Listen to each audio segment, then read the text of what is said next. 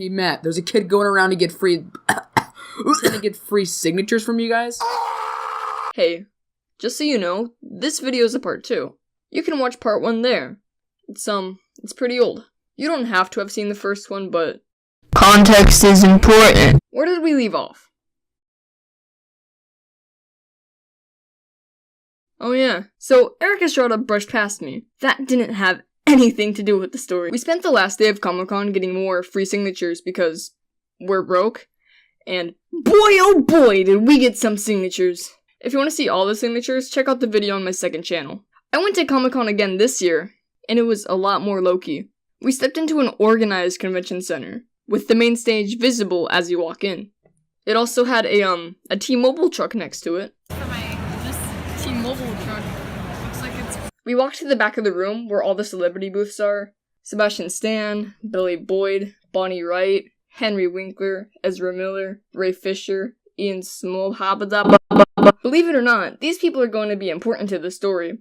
So we arrive at Comic-Con, right?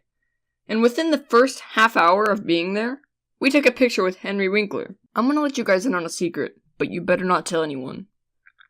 Before Comic-Con, I had no clue who Henry Winkler was. One day they just showed up on the website and I was like, who this? That's the Fonz, man. The Fonz. Guys, Henry Winkler is the nicest person. Me and Mom were in line to take a picture with him, and he came down the line shaking everybody's hand. He did the same thing in Better Late Than Never. He also writes children's books, so we bought a signed book. A lot of stuff happened at Comic-Con, so I'll try to keep it as brief as possible.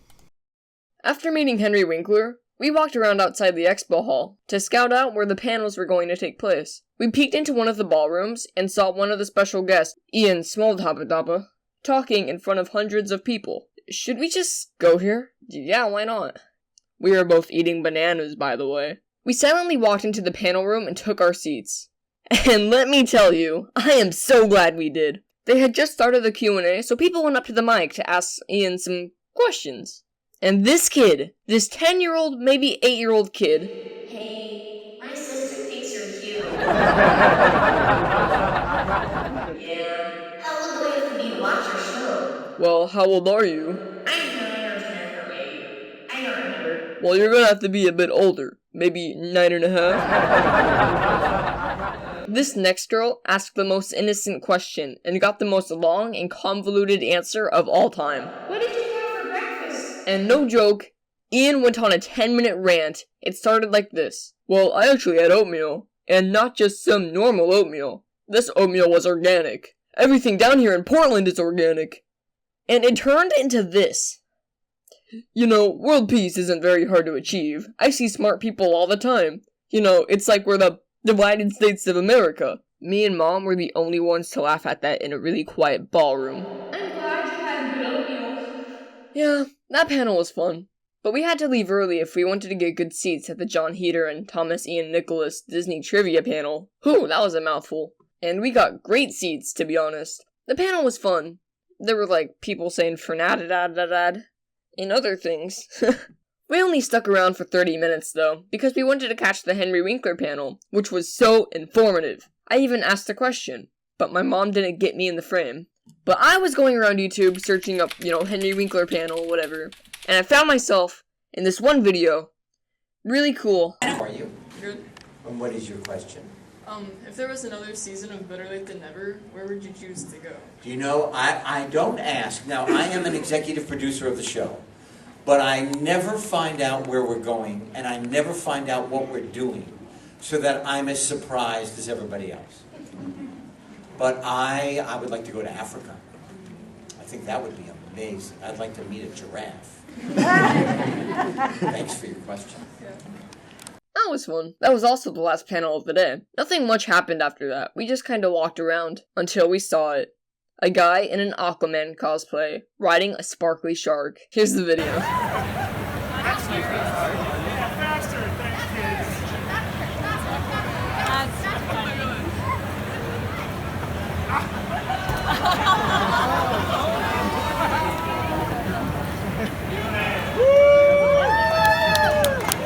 Everyone starts the Aquaman chant.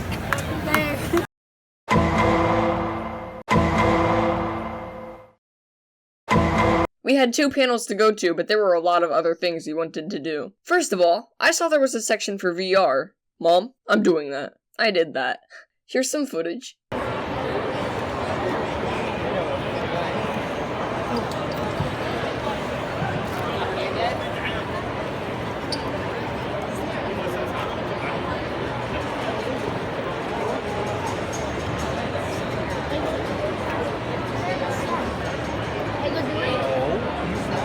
I also saw that next to the VR area, there was a Wii U and PlayStation area. In the Wii U, they were all running Smash Brothers, but none of them had controllers. And that was when I saw him. A friend from school, walking up to the Wii U with his dad and 2 controllers. Yo, Hubert. Hey, Hubert. Where'd you get those? My dad gave this guy his credit card so he can play video games. It sounds fair. Do you want to buy some illegal Japan imports? Me and Mom got our controllers and played Smash Bros. For 2 hours. Holy crap, there's a panel in 10 minutes! We ran over to the ballroom where the Ian panel was the day before, and we took our front row seats for the Ezra Miller and Ray Fisher panel. It was pretty fun. They talked about fist bumps and superheroes. You know, the normal stuff. When the panel was over, we walked around for about half an hour, and then ran back for the Bonnie Wright panel. That skinny from Harry Potter. She talked about being on set, how Portland has weird food, and this little girl, maybe like 6, showed Bonnie Wright the fan art they made of her. She got it signed along with a picture. That panel ended, and the people upstage took a cool selfie. Hey look, there I am. We sat inside for the next panel, because they said we could, and then we heard, everybody out! You've got to be kidding me, you just said we can stay inside. We waited in line and got great seats for the Billy Boyd panel. Pippin from Lord of the Rings, my favorite hobbit. He was hilarious. He was talking about jumping off bridges and why they call the foot a foot, and made a joke that involved the word root-a-toot. After that panel, I strolled down to the expo hall and bought myself this epic shirt and this epic hat. We got pretty hungry, and I said that there was a Subway that was only a 10-minute walk from the convention center. Well, let's go! And before we left the lot of the convention center, this guy comes up to us. Hey, would you like to spare $5? I'm an up-and-coming rapper, and I only ask $5. We try to keep all the music clean so the kids can listen. Remember this. This is going to be important later. Mom paid him $5 and we got the mixtape. And after 5 minutes of running into him, hey ma'am, would you like to buy our mixtape? We had finally exited the convention center lot and started to cross the street on a crosswalk. Now, it was pretty windy that day, and my hat wasn't on very tight. 5 seconds left on the crossing meter thing. My hat flies off my head and toward the busy Portland street. Crap. I turn around and run after my hat, and caught it in the air right before it went into the street. 1 second left on the crosswalk. Oh heck! What were you doing? My hat flew off. Anyways, the Subway was great. We went back to the convention center, getting ready to wrap everything up. It was probably one of my favorite Comic-Cons ever, and I'm probably gonna go again next year. Anyways, we got in the car and started to head home. In the car, I thought we'd play the guy's mixtape, and within the first 5 seconds, they said every swear word in the book. No, I'm putting on Queen. Wow, it's been 9 months since my last animatic. Jeez, have those months been like super busy. I went to California for 2 weeks, I went to Disneyland, stood outside VidCon for a couple hours, and also, I went to Comic-Con, Rose City Comic-Con. That was pretty cool. Went up on stage. Probably will not make a video on that, because not enough stuff happened. Thanks Infamous Swoosh and It's Thelonious for voicing lines in the video.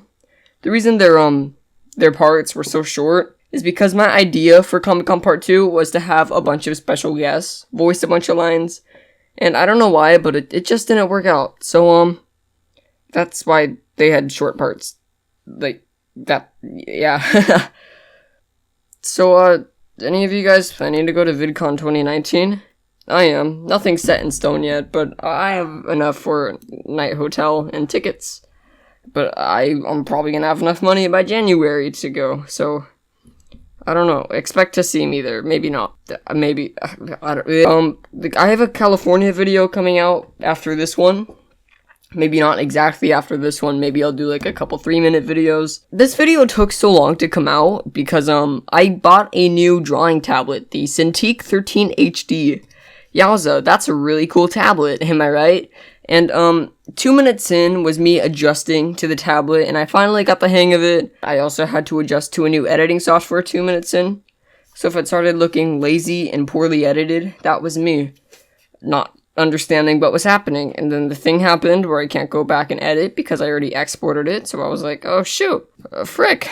School started. I wanted to upload this video early this month, but stuff happened, like school, and then now it's late this month. But hey, it's the video. Yowza. I also have merch now. If you guys want to buy some, link in the description. I'm gonna make a video coming soon about me advertising the merch, because it's pretty cool merch. Thanks for 3.6 thousand subscribers. It's a lot. Okay, bye.